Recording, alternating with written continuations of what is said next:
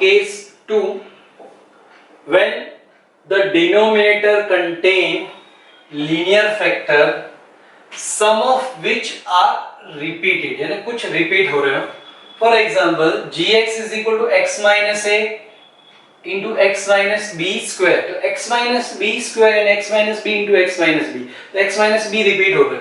तो इस केस में f of x upon g of x is equal to f of x, और g of x ये है अगर x minus a into x minus b square, तो इसके पार्शियल फ्रैक्शन हो जाएंगे a upon x minus a, इस x minus a के लिए ये सिंगल नॉन रिपीटेड है, प्लस b अपॉन ये x माइनस b का स्क्वायर है यहाँ पे, तो first x minus b then again c upon x minus b square. तो यहाँ पे x माइनस b रिपीट हो रहा है, स्क्वायर है यहाँ पे x माइनस b का, b upon x minus b plus c upon x minus b square. Suppose यहाँ पर क्यूब होता x माइनस b का, तो हो जाता है यहाँ पे plus d upon x minus b whole cube. Suppose यहाँ पे x माइनस a का भी स्क्वायर होता, x माइनस b का भी स्क्वायर होता, तो a upon x minus a plus b upon x minus a square plus c upon x minus b plus d upon x minus b का square. उस वे में हम आगे प्रोग्रेस करते हैं. चलिए इसका एक एग्जांपल लेते हैं. 3x minus 2 upon x minus 1 square into x plus 3. तो यहाँ पे x माइनस 1 लीनियर फैक्टर है लेकिन वो रिपीट हो रहा है, तो इसका पार्शियल फ्रैक्शन हो जाएगा a upon x minus 1 plus b upon x minus 1 square plus c upon x plus 3. तो ये इसके पार्शियल फ्रैक्शन हो गए. Now we have to find out the value of constant a, b and c. a, b, c की हमें value find करनी है. तो वैल्यू जैसे हम प्रीवियसली करते थे उसी मेथड से फाइंड आउट करनी है. तो इसका अगर हम क्रॉस मल्टीप्लिकेशन कर दें तो ये हो जाएगा 3x minus 2 is equal to इस पूरे एक्सप्रेशन का मल्टीप्लिकेशन a के साथ में.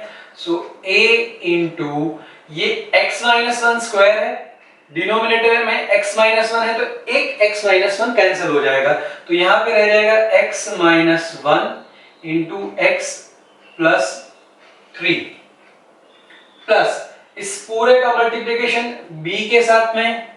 सो b इंटू अब x माइनस 1 स्क्वायर डिनोमिनेटर में है, तो x माइनस 1 स्क्वायर और ये x माइनस 1 स्क्वायर कैंसिल हो जाएगा, तो यहां पे रह जाएगा b into x plus 3 plus इस पूरे का मल्टीप्लिकेशन यहाँ c के साथ में, तो x प्लस 3 कैंसिल हो जाएगा, यहां पे रह जाएगा c into x minus 1 square. तो यहां पे फिर से हमें तीन कांस्टेंट a, b और c फाइंड आउट करने हैं. तो हम ऐसा ट्राई करेंगे, हम x की ऐसी वैल्यू लेंगे कि एक कांस्टेंट रहे और बाकी के दो चले जाएं, और वन बाय वन हम तीनों के लिए ट्राई करेंगे अगर पॉसिबल है तो. अगर पॉसिबल नहीं है तो जितने कांस्टेंट हमें मिल सकते हैं इस मेथड से वो हम फाइंड आउट कर लेंगे, और फिर जो मिल गए हैं उन्हें सब्स्टिट्यूट करेंगे, और जो बाकी के रह गए फिर हम उसे फाइंड आउट करेंगे.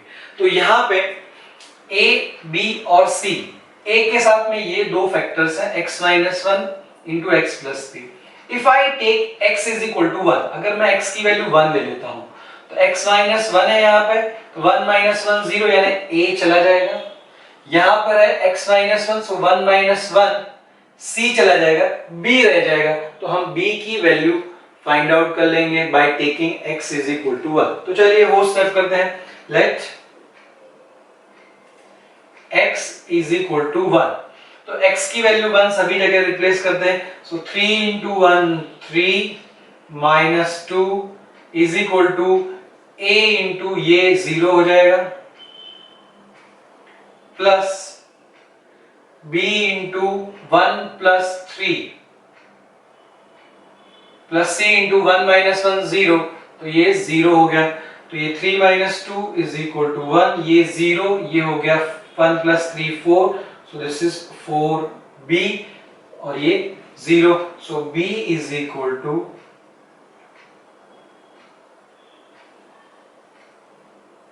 1/4। तो हमें यहाँ b की वैल्यू मिल गई। चलिए इसी तरह से हम x की कोई दूसरी वैल्यू लेते हैं और दूसरे कांस्टेंट फाइंड आउट करते हैं।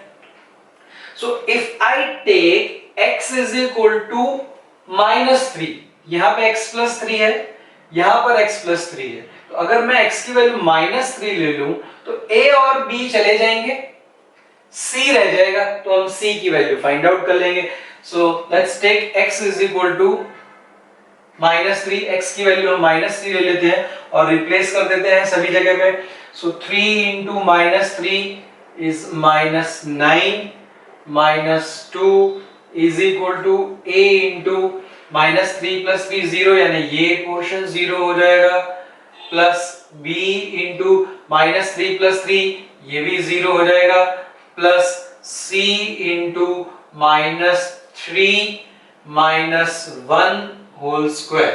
So this is equal to -11, ये 0, ये 0, c into -3 -1 that is -4 square. So -11 is equal to -4 का स्क्वायर हो गया 16, so 16c, so c is equal to -11/16। तो हमें b मिल गया और c मिल गया। अब हमें a की वैल्यू फाइंड आउट करनी है। तो अब a की वैल्यू फाइंड आउट करने के लिए जनरली मैं ऐसा ट्राई करता था कि b और c चले जाएं, लेकिन यहां पे हम x की वैल्यू -3 लें तो भी a चला जाएगा, 1 लें तो भी a चला जाएगा, तो हमें a की वैल्यू उस तरह से नहीं मिल पाएगी। तो हम क्या करें, तो हमें जो कांस्टेंट की वैल्यू मिल गई है that is b and c, उसे हम यहां पर रिप्लेस कर देते हैं इस एक्सप्रेशन में। इस पूरे एक्सप्रेशन में हम a, b और c की वैल्यू, b और c की वैल्यू हम रिप्लेस कर देते हैं और फिर हम x की कोई भी इजीएस्ट वैल्यू ले लेते हैं और a फाइंड आउट कर लेते हैं। चलिए तो पहले हम b और c की वैल्यू यहां पे रिप्लेस कर दें। सो 3x -2 is equal to a into x minus 1 into x plus 3 plus b, तो b की वैल्यू हम यहां पे रख देते हैं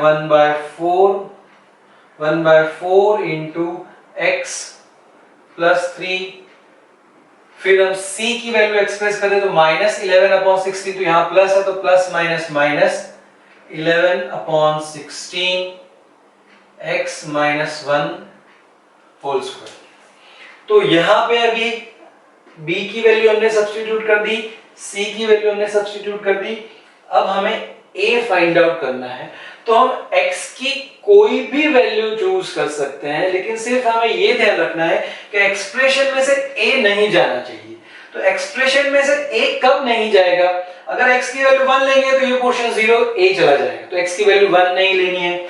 x की वैल्यू अगर -3 ले तो -3 प्लस 3 0, तो फिर से a चला जाएगा। तो हम x की कोई भी वैल्यू ले सकते हैं एक्सेप्ट 1 एंड -3, क्योंकि वो लेंगे तो a एक्सप्रेशन में से रिमूव हो जाएगा, तो उसकी वैल्यू हमें नहीं मिल पाएगी। तो हम x की कोई भी वैल्यू ले सकते हैं एक्सेप्ट 1 एंड -3। तो यहाँ पे हमें जो इजीएस्ट वैल्यू मिलेगी दैट इज 0। तो अगर हम x की वैल्यू 0 रिप्लेस कर दें तो हमें a की वैल्यू मिल जाएगी और हमारा कैलकुलेशन भी काफी कम होगा। So let's take x is equal to 0, x is equal to 0 ले तो 3 into 0 0, ये हो गया -2 is equal to a, 0 minus 1 is -1, 0 plus 3 is 3 plus 1/4, 0 plus 3 is 3 minus 11/16, 0 minus 1 is -1 square। तो यहाँ पे अभी सिर्फ a रह गया, बाकी सब यहाँ पे चले गए। तो अब इसे हम सिंप्लीफाई करेंगे और a की वैल्यू फाइंड आउट कर देंगे। सो -2 इज इक्वल टू, ये हो गया -1 इंटू 3, सो -3a प्लस ये हो गया 3/4 और ये -1 का स्क्वायर 1, तो ये हो गया -11/16। तो अब इन सभी वैल्यू को 3/4 -11/16 को हम यहां पे ले आते हैं, तो ये हो जाएगा -2, 3/4 को मैं यहां पे ले रहा हूं, सो -3/4 -11/16 को लाते हैं, so +11/16 is equal to -3a। तो इसका एलसीएम अगर हम ले लें तो एलसीएम विल बी 16। यहाँ पे 1 है, 1 से 16 को डिवाइड करें तो 16, सो दिस इज -32 माइनस यहाँ 4 4 जा 16, so this is 12 plus 11 is equal to -3a। So ये हो गया।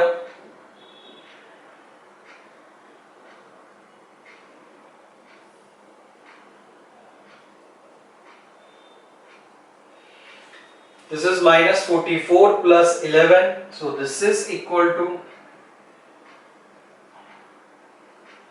-33/16 is equal to -3a. This minus cancel, so a is equal to 33/16 और ये 3 भी यहाँ डिवीजन में आ जाएगा, so 3 into 11 is 33, so a की वैल्यू हमें मिल गई 11/16। तो हमें b यहां मिला था, c यहां मिला था, b और c को हमने यहाँ पे रिप्लेस किया और x की जो भी इजीएस्ट वैल्यू हमें लेनी है वो हमने लेके हमने यहाँ पे x = 0 ले लिया, तो हमें a की वैल्यू भी मिल गई। अब a, b और c को हम यहाँ पर रिप्लेस कर देते हैं, so a is equal to 11/16 upon x minus 1 plus b की वैल्यू हमें मिली 1/4, so 1/4 upon x minus 1 square plus c की वैल्यू हमें मिली -11/16, so -11/16 अपॉन x प्लस 3। तो ये जो एक्सप्रेशन था हमारा, इसे हमने पार्शियल फ्रैक्शन की हेल्प से सम ऑफ इजी फैक्टर जो x-1, x-1 square, x plus 3 उसके सम के फॉर्म में एक्सप्रेस कर लिया। अब अगर हमें इसका इंटीग्रेशन करना है तो हम बहुत ही इजीली इसका इंटीग्रेशन कर पाएंगे। तो हमारा नेक्स्ट एग्जांपल है इंटीग्रेशन ऑफ दिस, जहां पे ये जो पार्शियल फ्रैक्शन हमने किए हैं इसी की हम हेल्प ले लेंगे। एग्जाम में अगर ये हमें एग्जांपल कहा हुआ है तो हमें पूरा पार्शियल फ्रैक्शन वहां पे बताना है और फिर इंटीग्रेशन में हम उसे यूज करेंगे। यहाँ पे हमने पार्शियल फ्रैक्शन यूज कर लिया है तो हम इसी को एग्जांपल में यूज कर लेंगे।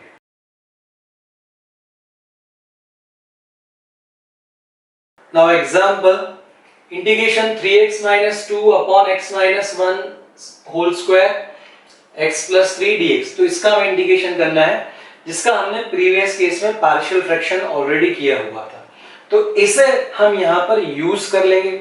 एग्जाम में आपको ये पार्शियल फ्रैक्शन भी बताना पड़ेगा और फिर आपको उसको यूज कर पाएंगे।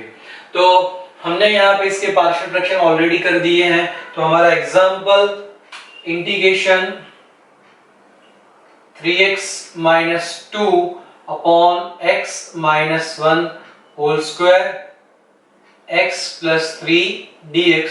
तो इसकी जगह पे हमने जो पार्शियल फ्रैक्शन फाइंड आउट किए हैं वो हम यहाँ पर रिप्लेस कर देंगे। सो इंटीग्रेशन मैं ब्रैकेट कर देता हूं क्योंकि यहाँ पे 3 टर्म्स है एडिशन में, तो ये हो जाएगा 11/16 x - 1 plus 1/4 x - 1 square plus -11/16 upon x + 3, ये ब्रैकेट ओवर और फिर इसका dx। तो हमने क्या किया यहाँ पे, इसकी जगह पे जो हमने पार्शियल फ्रैक्शन फाइंड आउट किए थे प्रीवियसली उसे यहाँ पे यूज कर लिया। अब यहाँ पे क्या करें, हम इस इंटीग्रेशन को हम स्प्लिट कर देते हैं, कांस्टेंट को बाहर निकाल देते हैं।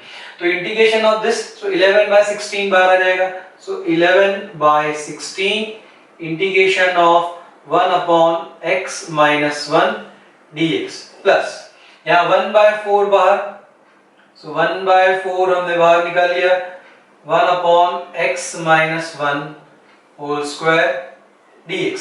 यहाँ माइनस 11/16 बाहर आ जाएगा, तो प्लस है, so plus minus minus, so here I am writing minus 11/16 integration 1 upon x plus 3 dx।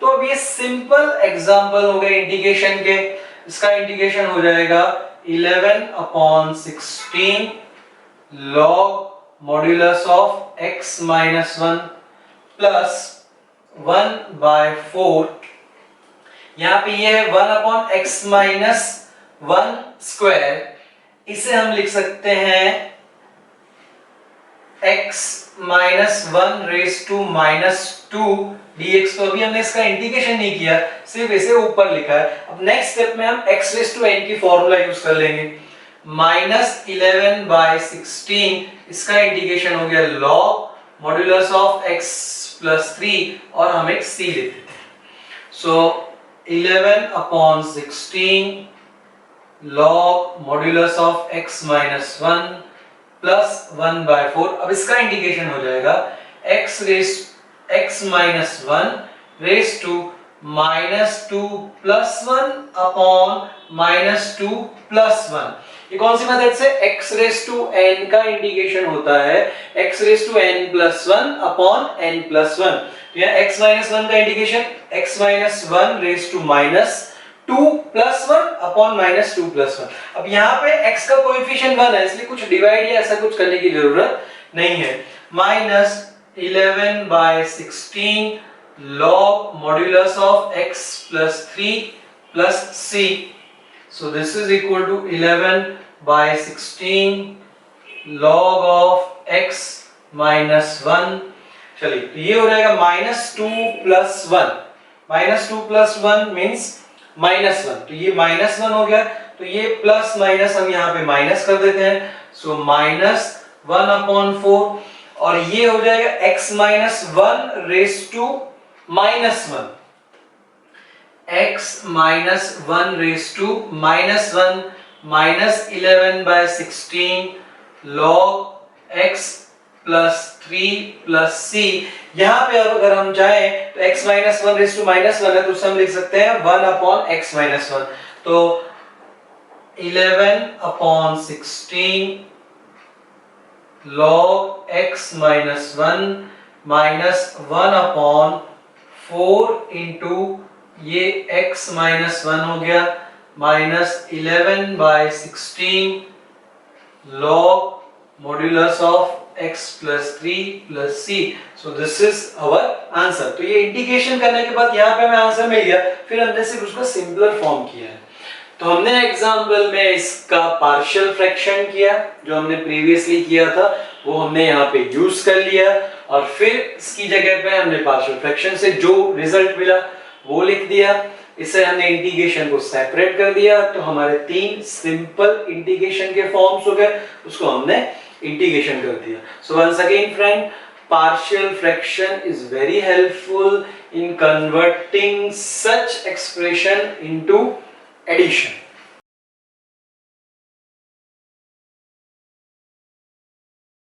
Now third case, when the denominator contains linear and non-repeated quadratic factor, जब डिनोमिनेटर में लीनियर और non repeated quadratic factor हो, for example gx में ये linear factor है और ये quadratic है, तो हम कैसे इसका पार्शियल फ्रैक्शन करेंगे? So we put linear factor bx plus c, हम bx प्लस c रखेंगे इंस्टेड ऑफ कांस्टेंट। आगे हम कांस्टेंट रखते थे a upon plus b upon plus c upon. So now what we will do, we will put bx plus c constant की जगह पे, जहां पे क्वाड्रेटिक फैक्टर है उसके न्यूमरेटर में हम bx प्लस c लिखेंगे।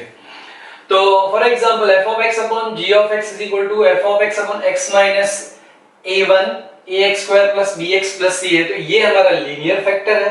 ये क्वाड्रेटिक फैक्टर है, तो इसका हो जाएगा लीनियर के लिए जो हम लिखते थे a upon x minus a1, linear है इसलिए वही रहेगा। सपोज दूसरा लीनियर फैक्टर होता x माइनस a2 तो plus b upon x minus a2, तीसरा होता तो सेम c अपॉन, अगर यहाँ पे x माइनस a1 का स्क्वायर होता, रिपीटेड लीनियर फैक्टर होता, तो a upon x minus a1 plus b upon x minus a1 square. अब यहाँ पे क्वाड्रेटिक है, तो क्वाड्रेटिक के लिए क्या हो जाएगा bx plus c, so plus bx plus c upon ax square plus bx plus c। So this is the technique of partial fraction. तो अब हम इस एग्जांपल के लिए पार्शियल फ्रैक्शन यूज करते हैं और इसे स्प्लिट करेंगे और फिर नेक्स्ट में इसी का हम इंटीग्रेशन करेंगे और यहाँ पे जो पार्शियल फ्रैक्शन हमने किए हैं उसको हम यूज कर लेंगे। तो यहाँ पे न्यूमरेटर में हमारे पास 3x प्लस 1, डिनोमिनेटर में we have x minus 1, linear factor repeat नहीं हो रहा है, और x स्क्वायर प्लस 1। तो यहाँ x स्क्वायर प्लस 1 जो है वो क्वाड्रेटिक है। यहाँ पे x स्क्वायर प्लस x की टर्म ऐसा जरूरी नहीं है कि x की टर्म हो ही, यहाँ पे x स्क्वायर है तो वो क्वाड्रेटिक फैक्टर हो गया।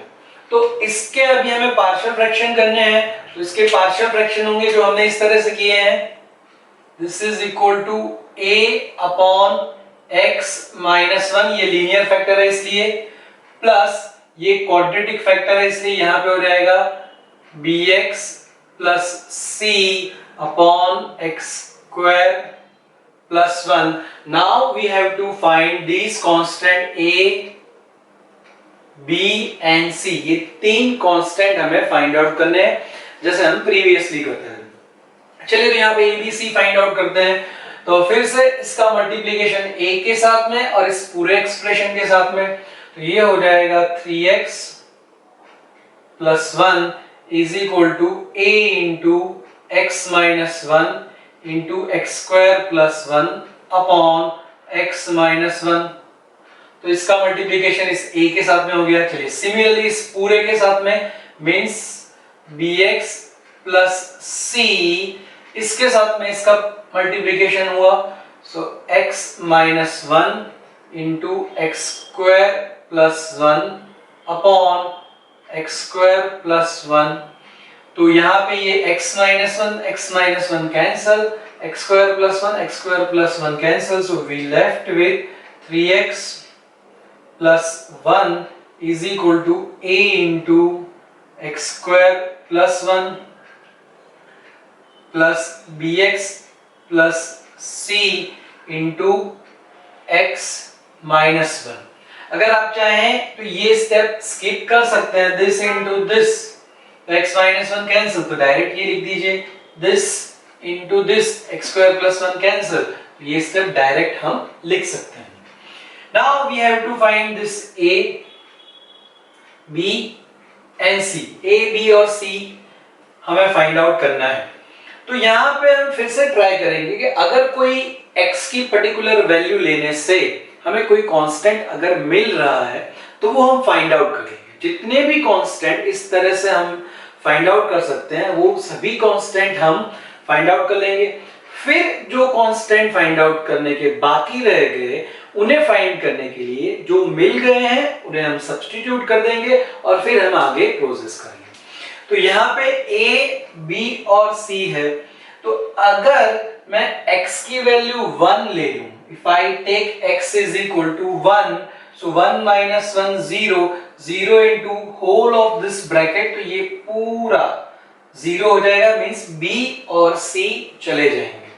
तो b और c चले जाएंगे तो एक्सप्रेशन में a रह जाएगा, तो a की वैल्यू हमें मिल जाएगी। तो हमें उस तरह से पहले जितने भी कांस्टेंट मिल रहे हैं वो हमें फाइंड आउट कर लेने हैं। So let x is equal to 1, क्योंकि x is equal to 1 लेने से ये 0 हो जाएगा, b और c चले जाएंगे, a मिल जाएगा। सो 3 into 1 that is 3 plus 1 is equal to a into 1 square plus 1 plus bx plus c, 1 minus 1 is 0। तो ये हो गया 4 is equal to 1 square is 1 plus 1 2, सो 2a प्लस ये पूरा एक्सप्रेशन हो गया 0, so from this a is equal to 4 by 2 that is 2। तो हमें यहां पर a की वैल्यू मिल गई। अब हमें b और c की वैल्यू फाइंड आउट करनी है। तो फ्रेंड्स a की वैल्यू हम रख देंगे, तो एक्सप्रेशन में a तो चला गया, 2 रख देंगे। तो अब यहाँ पे bx plus c into x minus 1 है, so if I take x is equal to 0, तो ये b चला जाएगा, तो हमें c की वैल्यू मिल जाएगी। तो हमें जितने भी कांस्टेंट ऐसे वैल्यू पुट करने से मिल रहे हैं वो हम फाइंड आउट कर लेंगे। तो सबसे पहले a की वैल्यू इस एक्सप्रेशन में रख देते हैं, सो 3x plus 1 is equal to a की वैल्यू है 2, so 2 times x square plus 1 plus bx plus c into x minus 1। ये एक्सप्रेशन हो गया अब हमारा a की वैल्यू सब्स्टिट्यूट करने के बाद। अब यहाँ पे b और c रह गया। फिर से हम वही ट्राई कर रहे हैं कि हम x की कोई ऐसी वैल्यू ले ले अगर पॉसिबल है तो कि एक कांस्टेंट चला जाए। तो यहाँ पे अगर मैं x की वैल्यू 0 ले लूं, सो b into 0, तो b चला जाएगा, तो हम ये c फाइंड आउट कर पाएंगे। चलिए, तो late x is equal to 0 ले लेते हैं। तो x is equal to लेंगे 3 into 0, 0 plus 1 is equal to 2, 0 square is 0 plus 1 plus b into 0 plus c, b into 0 plus c, और यहाँ पे हो जाएगा ये 0 minus 1, so that is minus 1। तो ये हो गया 1, 0 plus 1 is 1, 1 into 2 2, ये पोर्शन हो गया 0 plus c, तो इसका आंसर मिला c, और ये minus 1, so minus c, so c को मैं इस साइड ले आता हूं, so c is equal to 2, और ये 1 उस साइड ले जाते हैं, तो c की वैल्यू हमें मिल गई 1। तो इस एक्सप्रेशन में हमने x की वैल्यू 0 सब्स्टिट्यूट कर दी, तो ये b हमारा चला गया, सिर्फ c अकेला रह गया, तो हमें c की वैल्यू मिल गई 1। अब हम क्या करेंगे फ्रेंड, इस c की वैल्यू को भी यहाँ सब्स्टिट्यूट कर देते हैं, तो c चला जाएगा, a भी चला गया, सिर्फ रह गया b। फिर हम x की कोई भी एक इजीएस्ट वैल्यू लेके ये फाइंड आउट कर सकते हैं। चलिए, तो c की वैल्यू मैं सब्स्टिट्यूट कर देता हूं यहां पर,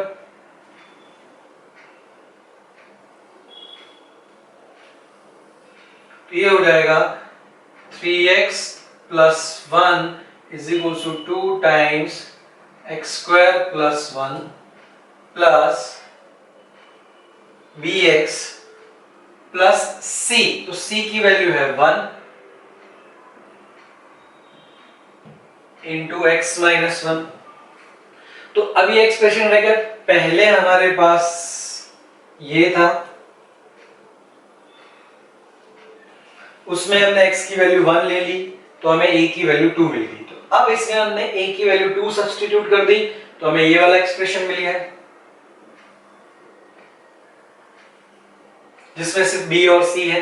यहाँ पे हमने x की वैल्यू 0 ले ली, तो हमें c की वैल्यू मिल गई। अब हमने c की वैल्यू भी यहाँ पे सब्स्टिट्यूट कर दी, तो हमें ये एक्सप्रेशन मिल गया।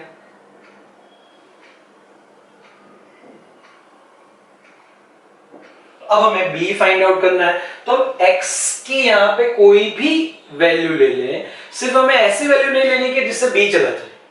तो अगर हम x इक्वल टू 0 लेंगे तो b चला जाएगा, तो उसका कोई बेनिफिट नहीं होगा। तो हमें x की कोई भी ऐसी वैल्यू लेनी है कि जिससे b रह जाए और जितना सिंपल हो सके हम कर पाए। तो हम 0 नहीं ले सकते, क्योंकि 0 लेंगे तो b चला जाएगा। तो उसके सिवाय की कोई वैल्यू, यहाँ पे हम 1 भी नहीं ले सकते, क्योंकि 1 माइनस 1 लेंगे तो ये 0 हो जाएगा, ये पूरा एक्सप्रेशन चला जाएगा। तो hमें x की ऐसी वैल्यू लेनी है कि जिससे b ना जाए। तो 0 और 1 छोड़ के हम कोई भी वैल्यू ले सकते हैं। So let's take x is equal to -1। हमने x की वैल्यू -1 ले ली। ये जरूरी नहीं कि -1, आप 2 ले सकते हैं, -2 ले सकते हैं, 3, कोई भी वैल्यू ले सकते हैं, except x equal to 0 and x equal to 1, क्योंकि 0 और 1 लेंगे तो हमारा b जो हमें फाइंड आउट करना है वो एक्सप्रेशन में से चला जाएगा। तो अब x इक्वल टू -1 हम सब जगह सब्स्टिट्यूट कर देते हैं। So 3 into -1 is -3 plus 1 is equal to 2, minus 1 square is 1 plus 1 plus b into -1, so this is minus b plus 1, ये -1 is -2, तो ये हो गया -3 plus 1 -2, 2 into 1 plus 1, so 2 into 2 4, यहाँ पे हम लिख देते हैं minus plus minus 2 times minus b plus 1, so this is equal to -2 is equal to 4 minus minus plus 2b minus plus minus 2, तो यहां से अब हम 2b को सब्जेक्ट बना देते हैं। सो -2 minus 4 plus 2 is equal to 2b, यहां से हम इस 4 को और -2 को हम लेफ्ट हैंड साइड पे ले आए, तो -2 ये हो गया -4, ये हो गया +2, तो -2 और ये 2 चले गए तो -4 रह गया। सो 2b is equal to -4, so b is equal to -4 by 2, so b is equal to -2। तो हमें यहाँ पर b की वैल्यू भी मिल गई। तो हमने फ्रेंड यहाँ पे क्या टेक्निक किया कि जितनी भी वैल्यूज हमें मिल रही थी वो हमने फाइंड आउट कर ली। दूसरी एक मेथड ये है कि यहाँ पे a की वैल्यू मिलने के बाद a को हम यहाँ पे रिप्लेस कर दें।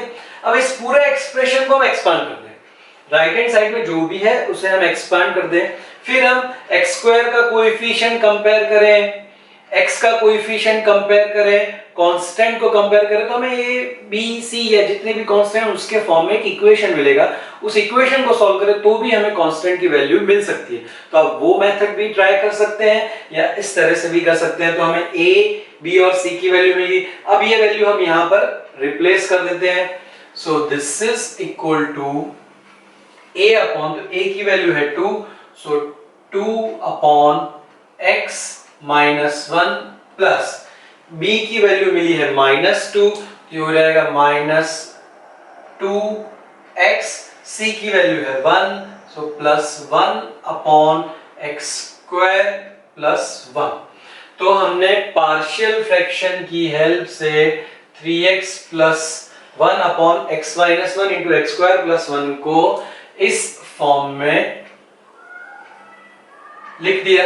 अब हमें नेक्स्ट में इसका इंटीग्रेशन करना है। So integration of this is equal to integration of this, integration को हम स्प्लिट करेंगे तो हमारे फॉर्मूला के फॉर्म में आ जाएगा और फिर उसका इंटीग्रेशन हम बहुत ही इजीली कर पाएंगे।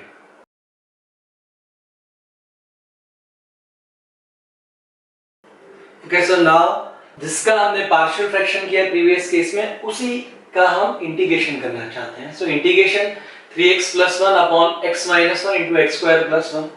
तो हमने पार्शियल फ्रैक्शन की हेल्प से जो हमने प्रीवियसली किया, हम 3x plus 1 upon x minus 1 into x square plus 1 को ये लिख सकते हैं। इसे हम यूज कर लेंगे। अगर एग्जाम में हमें ये एग्जाम्पल पूछा है तो आपको पार्शियल फ्रैक्शन यहाँ पे बताना पड़ेगा।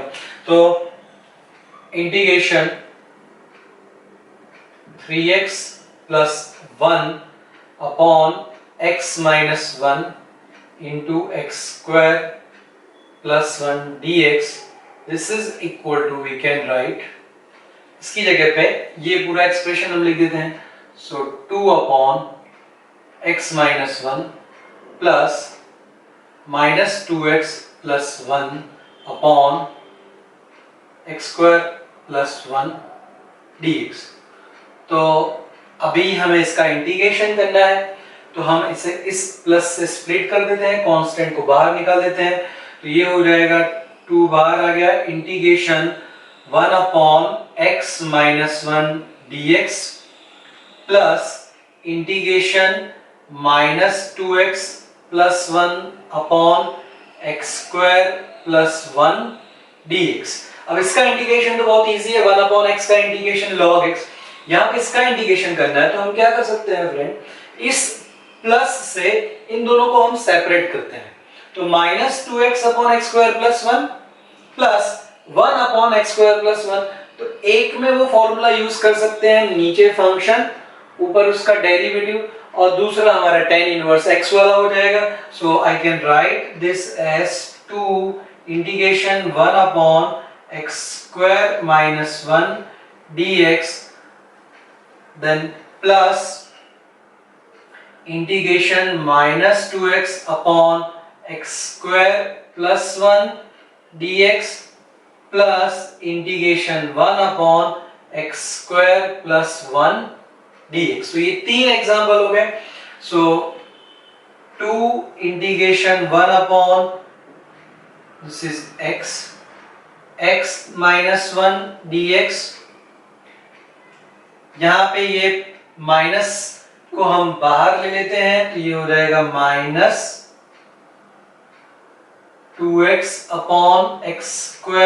+ 1 dx plus integration 1/x² + 1 dx। तो अब हमें इन तीनों का इंटीग्रेशन करना है, तो इसका इंटीग्रेशन हो जाएगा सिंपली log मॉड्यूलस x - 1। यहां पे हम ये फॉर्मूला यूज कर देंगे, इंटीग्रेशन नीचे फंक्शन है, ऊपर उसका डेरिवेटिव है, तो इसका इंटीग्रेशन हो जाता है log मॉड्यूलस ऑफ f(x)। तो यहाँ x² + 1, x² + 1 का डेरिवेटिव होता है 2x, तो ऊपर उसका डेरिवेटिव है, तो इसका इंटीग्रेशन इस फॉर्मूला की हेल्प से हो जाएगा log मॉड्यूलस x² + 1। फिर 1/x² + 1 का इंटीग्रेशन करना है, तो उसकी फॉर्मूला हमारे पास integration 1/x² + a² dx = 1/a tan inverse x/a plus c of course in both the places। तो यहाँ पे x² + 1 है, तो a² की जगह पे 1 है, तो वो हो जाएगा 1/1 tan इनवर्स x/1। तो इसका इंटीग्रेशन हो जाएगा tan इनवर्स x, और वैसे भी हमें पता है tan इनवर्स x का डेरिवेटिव होता है 1/x² + 1, तो 1/x² + 1 का इंटीग्रेशन tan इनवर्स x। तो इस फॉर्मूला को हम यहां पर यूज कर लें,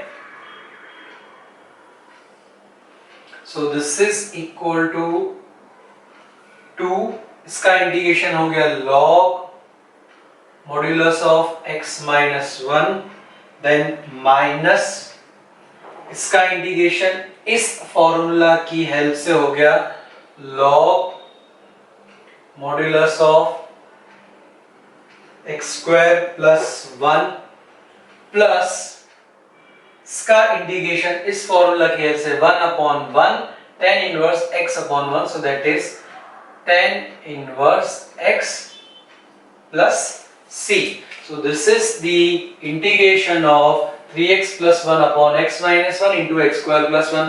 तो यहाँ हमने पार्शियल फ्रैक्शन यूज कर लिया, पार्शियल फ्रैक्शन यूज करके हमने इसे एडिशन के फॉर्म में लिख दिया, फिर हमने इंटीग्रेशन स्प्लिट कर दिया, तो वो सिंपलर फॉर्म में कन्वर्ट हो गया। सो आई होप फ्रेंड कि आप पार्शियल फ्रैक्शन को अच्छी तरह से यूज कर पाएंगे। यहाँ पे हमने अलग अलग 3 केस लिए पार्शियल फ्रैक्शन के लिए, कि लीनियर और नॉन रिपीटेड है तो क्या करते हैं, लीनियर रिपीटेड है तो क्या करते हैं, और थर्ड में क्वाड्रेटिक फैक्टर है तो हम क्या करते हैं। तो इस टाइप के एग्जाम्पल की आप प्रैक्टिस करिए, तो आपको ये पार्शियल फ्रैक्शन और उसके बाद इंटीग्रेशन बहुत ही अच्छी तरह से आ जाएगा।